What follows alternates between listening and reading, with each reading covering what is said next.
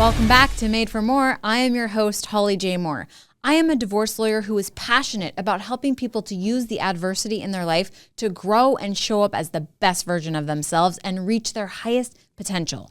I am joined today and every day by my producer, Aaron Bender. I don't want to imply by this next sentence that I'm not excited for every guest, because I am. We have great guests. Yes, we do. This particular guest, though, I've been following on LinkedIn for many, many years. Yes. Many years? Many years I've been following Portia Lauder. She is a former inmate turned author and inspirational speaker. And I love when people just embrace their past and use it to empower their future and help others. What first resonated about her story or her with you that caused you to follow her? I think just the idea that she did not shy away from what had happened to her, but is using it as... She got louder. Oh, baby. We are joined today by Portia Lauder, inmate to author and author of this amazing book, Born to be Brave. Portia, thank you so much for being on the show. Thank you for having me, Holly. Absolutely. So we got to just start with, I guess, I guess most people would say like the juicy stuff. I mean, you were in federal prison, right? I was. I spent close to 5 years. 4 of that was in a high security federal prison. And then the last 7 months was in a camp. And then I had some time before I went to prison that was in a county jail. So I've experienced the whole part of prison, from being in the SHU or segregated housing unit to general population. And I have a beautiful life. So that is the story, I guess, that you can go through hard things and come out on the other side and still have a beautiful life. So absolutely. I love that. So what did you go to prison for? I went to prison for real estate fraud.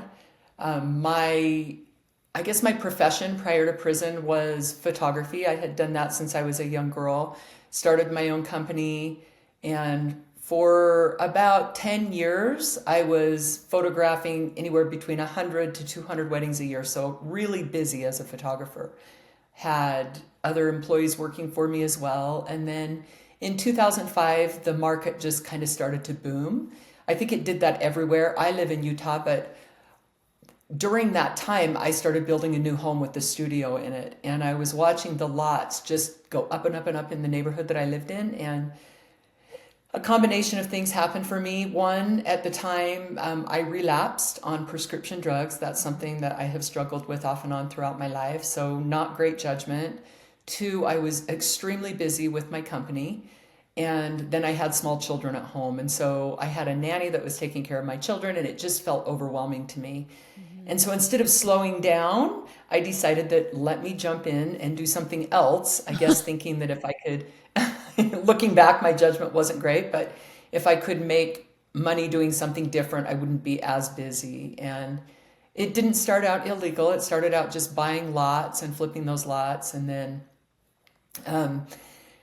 I remember the first time somebody approached me about doing one of these real estate deals, which were called equity deals, where you would buy the house, borrow more than the house was worth, invest that in something else, and try to make a profit on it, and then a lot of times reinvest in other real estate. And basically, you're borrowing more money than the house was worth. Mm-hmm. And I remember going home and telling my husband, I would never get involved in these types of deals. Like, this isn't, it just makes no sense, Yeah. But I did. I started investing in at first lots, and then I was kind of upside down. I was paying these hard money payments, which is just a really high interest rate. Mm-hmm. And I decided to go ahead and get involved in one of these equity deals where I could borrow more than the house was worth, use that money to help pay the other interest payments that I had. And then it was just, I was upside down, and I just kept going with these real estate deals. So. Wow. Okay. And I recall a part in your book. I hope I tabbed it. But I don't That's actually the second book. So the first one is a little bit more of my prison experience, but in that book, I also do go and kind of explain what happened. Yes. So I don't think I did actually tab that, but in the book, there was just a little section where it was like, I think the FBI was knocking on your door, and it was like, sort of in the gist of it was like in that moment, you just like saw your whole life flash before your eyes. You were a wife, a mother, a successful, professional person in real estate then, and then in photography in the past. And it was like, you saw your whole life flash before your eyes. What was that like? Yeah, it's terrifying. Nobody wants the FBI to show up at their house. I could imagine. Yeah, I could imagine that's pretty traumatic. Nobody wants that. I'm the oldest of 7 children, and I had really tried to power my way through life. I'd had some other challenges prior, and I just remember thinking, you can't take this away from me. You don't know how hard I've worked for what I have, I think I knew I had made some mistakes. So there's that. And I think most everybody knows deep down on some level when you've made these choices. Where I got lost was that I kept focusing on all the things that other people were doing. It was the real estate market, the banks, the appraisers. Everybody was doing this. Why me? Go away, go after them. Or it's not fair. There's other people doing worse things. Not really stopping and saying, I knew my integrity was off. I knew what I had done was wrong. I knew I had gotten upside down, and I had made these choices. And so instead of just owning it and saying, all right, I made some mistakes, how can I make it right? I kept making these excuses, but I was so scared. I really just didn't know how I could recover from going to prison. I couldn't imagine how I was ever going to be okay. I think in life we get these titles, and we really think our titles are who we are, whether it be I'm a photographer, I'm a mother, I'm a successful this, I'm a caretaker. I mean, there's all these different titles that we get. And it just seemed like prison was going to take everything from me. Like everything I'd ever done was going to be gone, and I was going to be titled inmate. And how would I ever come back from that? That's just the way I felt. So scared. It felt like death, like I was fighting for my life. And I found out later that that wasn't the case. But at that point in time, I really handled it terribly. And I don't know the right way to handle those things when they show up, but I know that I made it worse than it had to be by not just owning it and cooperating. So one of the things that I love in this book that you quoted somebody else, George Washington Carver, but it says 99% of all failures come from people who have a habit of making excuses. And that resonated so much with me because through a lot of coaching and mentoring and things like that, like I have come to believe that the most successful people in life have a habit of 100% personal responsibility all the time. And it's like no excuses. And so that really resonated with me. And it's interesting to hear you talk about kind of like your perspective now, which is hindsight, and hindsight is always 20/20, but it was really like the excuses. That's what I'm hearing is like the excuses are kind of what was almost like the spiral that was maybe even worse than the actual offense. Absolutely. Yeah. I have learned that when you make a mistake, that's one thing, but denying the mistake is a far worse mistake. And it took me a while when I got to prison to really own what I had done. And I think that, you get to prison and it's so painful. You're separated from people you love. Yeah. You're isolated from the world. And I noticed that there were a lot of us, especially people who were involved in white collar crime, sitting around talking about how done dirty we were. Like the government's more corrupt. I mean, you can always find evidence to support what you want to believe, right? Yes. Yeah. And then one day I noticed, I'm like, we're stuck.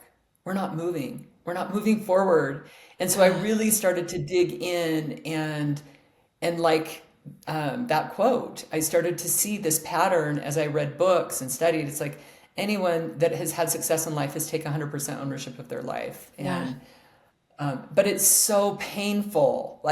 It's so painful when you're in that big of a hole, because not only did I have to take ownership of, yes, I did this to myself. I made it worse on myself because of the way I handled it. I didn't just hurt me. I hurt my children, my community. I mean, that's a great big pill to swallow, to take 100% ownership. It sounds one way, but doing it and walking through the pain of that and the feelings and the reality is difficult. But it's where all the power lies to move forward, is owning that. And it took me a couple of years to really get there.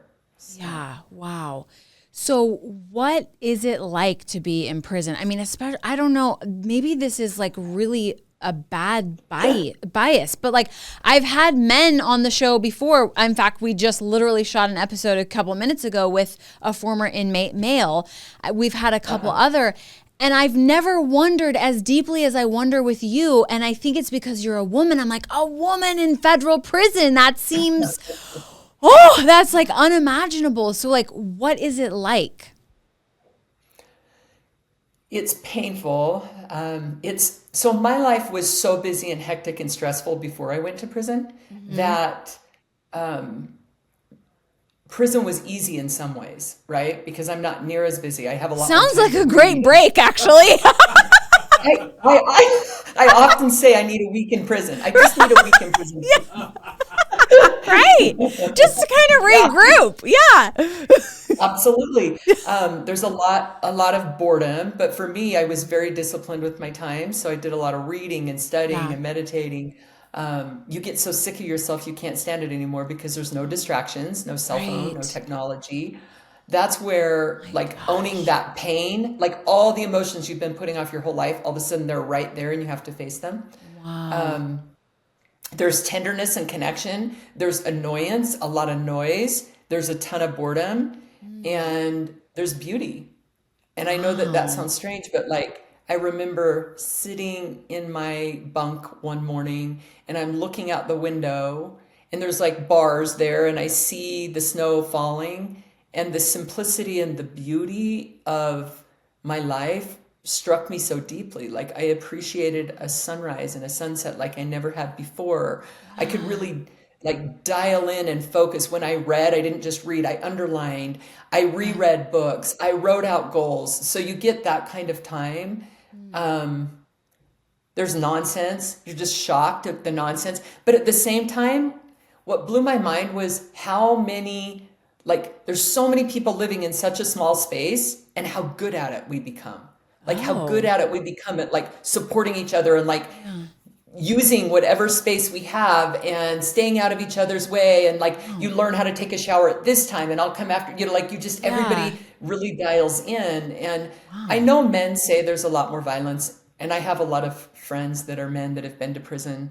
And I know that it's a different experience. Women are very codependent. So they get in relationships and they, you know, which wasn't something that I was interested in. I was focused on, I'm going to have something for this time when I leave to show for it. But when you say relationships, like they get into romantic relationships?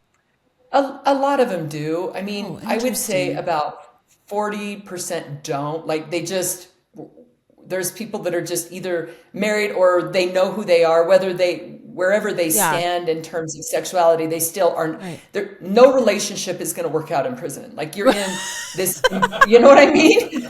Like the nonsense of it. It's nonsense. Like, because you're totally traumatized. The women that get in those relationships, for the most part, there's people that are lifers that are like literally, you know, this is the only relationship they're going to have throughout their life. But for the most part, women that come in, if they've been addicted to drugs or they've been in, you know, they're very weak. They've suffered so much. A lot of them come from such hard backgrounds. So they want anything to make them feel better. And so they'll find a relationship. And the problem with that is that relationships are almost a bigger problem than drugs for women. And so they'll get out of prison, they'll get in a relationship, they come right back. Like toxic relationships are just so rampant for women. And so it made me sad to see that because I wanted them to heal and connect. And so I thought that's just getting in the way of all of the real beauty of this experience. Right. But, wow. That I did not know about any of that. Wow. Yeah. Was it scary to be in prison? Mostly not. I would say that it was so painful, and there's not really a way to describe the devastation of leaving family and community and going like right away. It took me 3 days to even get out of bed. I was so brokenhearted. The pain is so much deeper than fear that you're like, F it, who cares? Bring it. Like you don't care, at least for me. I don't think that's the case for everyone, but for me, it was so devastating that now there were a few times, I guess, that it was uncomfortable. I was in a program where I was teaching conflict resolution, which is difficult to do in prison, right? Like I want to kill you. Right. I Yeah. want to kill you. Okay, let's reframe that and talk about that a Right. different way. Yeah.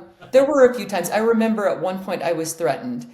I was in a program and I was teaching girls how to set boundaries, and I was up in the front of the community. There's 70 women in the room, and there's a girl doing life, and she had been on that compound a long time, and she had a girlfriend. And I brought her girlfriend up to the front of the room, and I just laid it out for her. I said, these are things you need to work on. You're struggling with this, with this, with this. And it really made this other person really mad that I would do that to her girlfriend in front of the community. And Yeah. so after, she's like, Louder, you're dead, because she would call me Louder. Yeah. And so I remember going into my bunk, and I was like, nah, that didn't just happen. So I walked downstairs, and I was like, hey, I said, we were friends, and you don't threaten your friends. So you do what you need to do, but don't threaten me again. And she was really taken back. She's like, mad respect, Louder. That she's like a big, strong girl, you know, and she goes, Yeah. she goes, seriously? She goes, nobody on this compound will ever bother you. She goes, you do whatever you need to do. And so I found that being assertive and holding my own was the best way to walk through prison. Because what do I have to lose? I'm not going to walk around scared. If someone's going to hit me, they're going to hit me. Yeah. Not a lot of fights in women's prisons. Most fights are over girlfriends. So I didn't get involved in that nonsense. So I didn't have those problems. Yeah.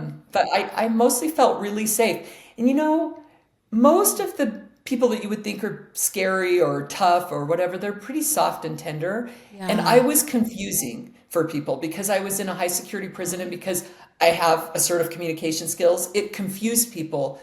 And most of them, and the other thing is I served them. I worked in different positions where I could support them and help them write resumes and teach classes. And so they were grateful. So I felt very safe most of the time.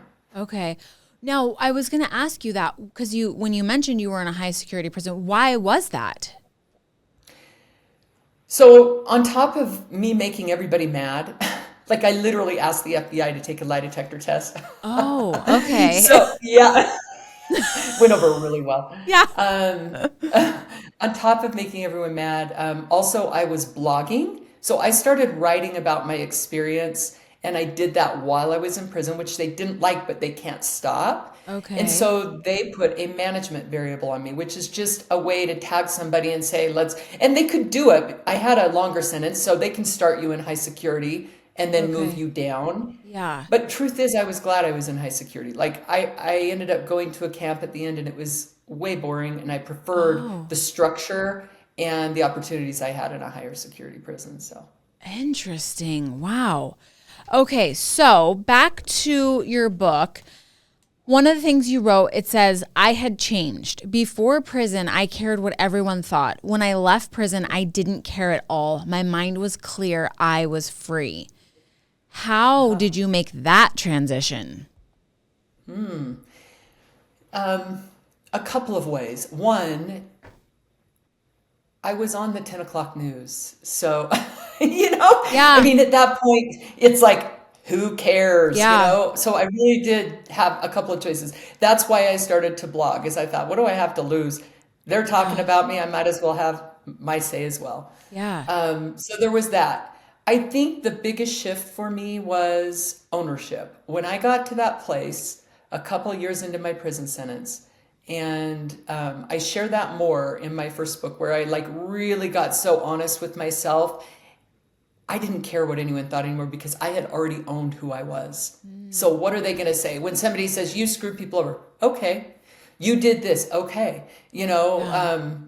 I share a lot on social media, and I get hating comments, and I'm like, either you're right or you're wrong, and I'm okay either way. That's your view, it's not mine. And I think that freedom came in embracing who I was, why I was there. And I went to prison when I was 43. I'm 53 now.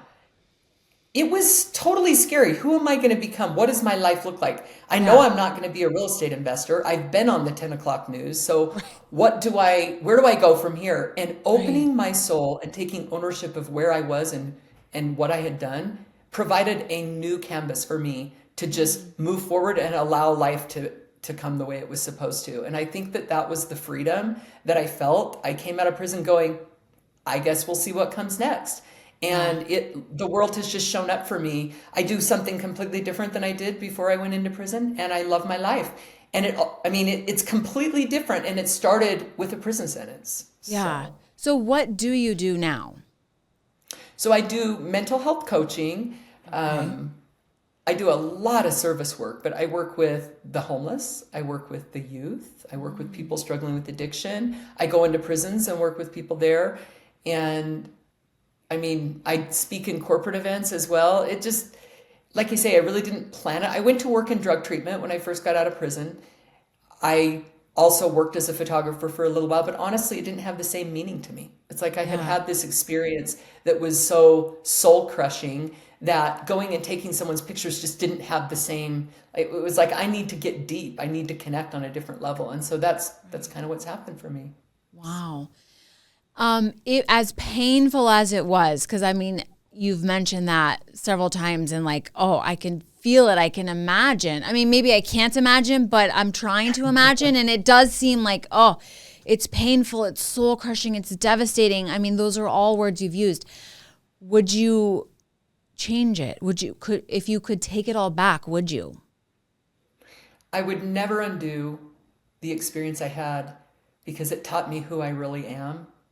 I would never change it. I have had more joy and more beauty in my life because of that experience than anything else. It has become the defining moment of my life. When you think about it, this real estate transaction was from 2005. It's 2025. I'll have people go, just move on. I'm like, it was 20 years of my life. I'm just barely getting off probation. Like seriously, such a long time in my life. You know what I mean? Yeah. Like it wasn't just a little snafu that happened for a year or something. Right. But besides that, I see the world from a completely different perspective. I know we're all connected, that no one is better than anyone else. I know that the majority of the people I met in prison had lives and no one could comprehend the hardship and the things they were overcoming. Right. I feel honored that I walk with them. I would never undo my felony. If they even gave me a chance to get clemency, I wouldn't take it. I stand with my people. They're the people I met. I love them. And no, I would never undo it. And even the pain that my children walked through has refined them. And we have built something more beautiful based on truth. It was so hard, but it's those hard things that you go through that really do refine you and help you figure out what you're on this earth to do. Right. Oh my gosh, I have chills. Wow. What advice would you give to other people who feel like they're facing challenges that are just, overwhelming, not something they can overcome? What do you tell those people? You can't imagine the beauty that can be available to you on the other side of this pain. Please don't give up. I remember feeling so stuck. I could not imagine how beautiful my life would become. I just couldn't see it. I couldn't see how I was going to get through it. And one step at a time, it has opened up this beautiful path. I would say, hold on. And, the world is cheering you on. That was such a valuable thing for me to hold on to, was to believe that people wanted me to succeed. I say complete ownership is the path out. And, the hard things that we go through, I believe that I've taught my children more through facing my difficulties than anything else I could teach them. They've learned not to give up. And I have so much faith in the triumph through adversity. So. Yeah. Wow. Do you have a good relationship with your kids today? I do. I think the most important thing I have with my children is they trust me. It was a very painful process. The middle of my prison sentence, I got completely honest with my kids. My kids wanted to believe the government did me dirty. I think most people's kids do. They don't want to believe you did this. But I looked at my children and I said, I did this to you. You're hurting because of me. This is not a judge. It's not the FBI. It's not a prison guard. This is your mother. I made those choices, and that is why you're hurting. My son, boys never want to hurt their moms, They both just said, it's not your fault, Mom. It's okay. But I had a daughter who was really struggling. She went through her teenage years without me, and she said, I don't even want to talk to you. You don't Yeah. understand. I'm so tired of this, Mom. I don't believe anything you say anymore. And that took years. And we have built something so beautiful, but it takes time. Yeah. It's not like my kids. I mean, I hear people get out of prison and they want things to be restored immediately. Absolutely not. I've been home 5 years and it's taken time, but I think that what we have is beautiful and it's come through step by step of them trusting me and me showing up in their lives over and over and over again. Yeah. And now I know you were married like before or when you went to prison, I think, correct? I was married when I was young and divorced. My husband and I have been married for 28 years. Okay. So So he that stuck marriage by me, stood. survived. Yeah. Wow. Yeah. And And we wow. are so happy, but we did it together. It was way Yeah. hard. He was waiting for me with flowers the day I walked out, and I am as loyal to him, and he was as loyal to me. And we have a beautiful marriage. We both just go, how did we do it? Yeah. One day, 1 year, 1 week at a time. That's how we did it. Wow. There was so much tenderness in that, in the pain and in connection. And you don't get a lot of phone time. We lived, in federal prison, we lived states apart, so we only saw each other once a year, and we just Wow. stayed Well, true maybe to that's how it. you did it. Maybe that is actually the key. Because I mean, I'm a Facts. divorce. Yeah. The podcast is my side hustle, but my real hustle is as a divorce lawyer. And Right? people leave for a lot less. Like it's truly amazing that Yeah. that your marriage survived. But I mean, Oh, maybe yeah. seeing each other once a Well, year is the part of it. government told me I remember I was such a fighter. I was so determined to win this thing. I hired attorneys. I drained us financially. I was not going to go to prison, right? And I remember sitting there with an attorney and he looked at me and he goes, "This will destroy you no matter what." He said, you might win. He goes, Yeah. "You might fight and win." He goes, "They'll find something else to charge you for." He goes, "But let me just tell you what's going to happen. Your marriage will destruct and you will never be the same." And I remember thinking, oh, Yeah. okay. Wow. What happened was I ended up with the maximum sentence, 7 years. I was facing 0 to 7, so they gave me the max. Wow. And my husband and I are stronger and better than we've ever been. So, I mean, in a way, I was like, you might be able to put me in prison, but you're not taking the things that I can control. And I Yeah. worked hard. My husband worked hard. When people say, "Oh, your husband's amazing to wait for you," and I'll say, "Yes, but I was worth the wait." I worked Mm. very hard on myself while I was locked up. Like anyone Yeah. can become worth the job or the wait, and I was worth the wait. And he would say the same thing. When Yeah. I came out of prison, I was a better person, and we have a better life because of it. Wow. So, I mean, I feel like you just kind of answered that, but if somebody asked him like, is your is your wife a lot different after prison, he would say yes? He would say yes. He would say, I mean, he's always loved me, which I'm so grateful for, Yeah. but he would say she's, the most amazing version of herself now. He would say that. Wow. So what do you think the difference is? Because we hear a lot about, people are in and out of prison their whole life. And so it's in those situations, it seems, okay, maybe prison did not have the rehabilitative effect that we wanted.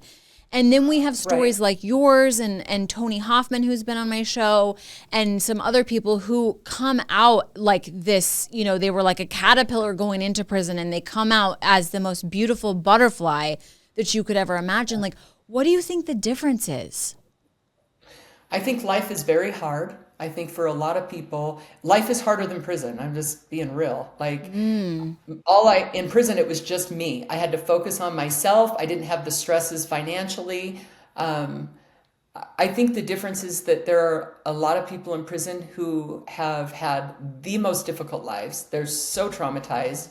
Their families have been incarcerated and they go there and they get themselves straight and then they come out and the world is too difficult. And so they go back. Yeah. And I think that we could do more to help, prepare people. There are other countries that do a really good job of that. But ultimately, I believe in the people. I really do. I believe in the people I met. There's a lot of them that do come out and do amazing things. Yeah. I'm still friends with many of them. Yeah. But I think that, I know how fortunate I am. I had support. I was the only one that had a husband. I mean, everyone in Yeah. prison would come say, Like, we called him Good Guy Chad. The whole compound called him good. How's Oh, Chad doing? Like, yeah. if anyone needed anything, it was Chad that did it for him. Oh You know what I my mean? gosh. Yeah. It's just, yeah, he was, everybody's just like, whoa, that's crazy how solid your husband is. And nobody had that. Nobody Yeah. had parents like I had and the kind of support that I had. So I recognize that I had advantages that most people in prison don't. And I think life is just hard. You know, they come out and it's easier to go back and it's just hard out here. Yeah. Wow. So How have you been? My coffee cup says get louder. I love it. I Because need yes. um, how and so, you could have definitely taken a different path for this. I mean, being in prison for probably for any crime that people end up in prison for, it feels shameful, but it's like, you could have been really ashamed of what had gone on and what landed you in prison, et cetera, and really tried to shrink and minimize that. And you could have probably like gone on with your life, gotten out, gotten a job, and like never really, gotten a new group of friends, and like nobody maybe would have known. I mean, yes, you were on the 10 o'clock news, but people forget, Yeah, it would and have life passed. moves on. It passes. For sure. So you could have done that, but instead you really have like created this platform, and it seems like you really don't have shame about it, and you're able to talk about it in such a way, talking about how it was actually a beautiful experience. How did you get over the shame of that? It was two things. Actually, three. I think one thing was that my parents did a really good job of like thinking outside the box and taught us that we do not have to let people determine who we are. We get to decide who we are. They were very non-traditional, and I think that gave me those roots of I don't care what people think. I'm going to do what I'm going to do. Yeah. But on top of that, I was really proud of who I became. So it seemed so contrary for me to come out and pretend it didn't happen. It's like if you went and got a college degree or you went and had this incredible experience. Let's say you went to Tibet for 2 years and your whole life transformed. Are you really going to come home and pretend it didn't happen? Right. So there was that. Like I was like, I am not going to hide from something that's been so good for me, that's changed my life for the better. And then I would say the other thing was that I felt accountable to the people I loved. It was like, I am not going to go home and not be a voice for people that I care for.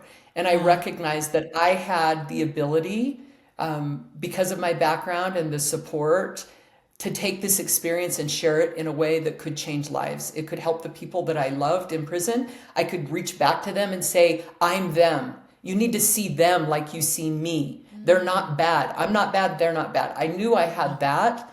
And so I felt accountable to that. And I think it was a combination of those things. It just seemed like, how could I go home and pretend this didn't happen?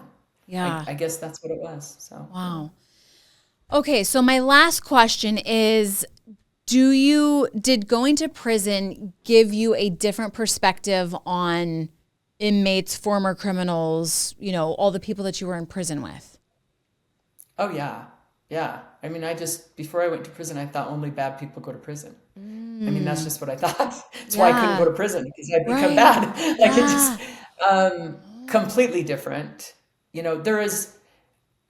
I had a girl recently ask me, I was speaking to a youth group, and she said, are there good people in prison? And I said, of course there's good people in prison. There's good and bad people everywhere. And then she said, but then why are they in prison if they're good? You know? Yeah. And, there's a lot of people out here that probably could go to prison if the government wants to jump in and dig through their life, Yeah. I got the unlucky number, I guess. There were a lot of people that did deals around me that didn't get charged, or they weren't investigated. That's just what it is. Yeah. I think that getting to know their stories and what they had been through just changed my whole view. Of course they're in prison. If your mom is a drug dealer, if you were pimped out when you were 12 years old, if you started using drugs with your parents when you were 8, what are you going to grow up doing? And your parents were locked up. If you were taught to go rob people with your parents, of course you're going to grow up and be a criminal. Yeah. So I didn't know any of that because I lived Right. such a privileged life. And once I Yes. got locked up, I was like, oh, yeah, it just changed my whole view. Of Yeah. course, people are in prison because of what they've been Right. through in their experience. Most people in prison are saying, I want to know how to do it different. I just don't know. Like, help me Yeah. figure this out. So, Wow. yeah. Interesting. Well, this has been amazing. You're amazing. Thank you so much for being on the show. Thank you for having me. It's been a wonderful opportunity to connect with you. Thank you. Yes, absolutely. I've got just a little bit more to say. In recent years, I have really come to understand and believe that the most successful people in life take 100% personal responsibility. And I think that's really what Portia was saying, is she actually made it worse for herself. The fact that she was making excuses, placing blame outwardly and onto other people. But ultimately what she learned, and I wrote it down because it was so good, is complete ownership is the path out. So whatever you've got going on, whatever mistakes you've made, clearly, if Portia can make it out and live an amazing and beautiful life on the other end, the rest of us can too. Never forget, you were made for more.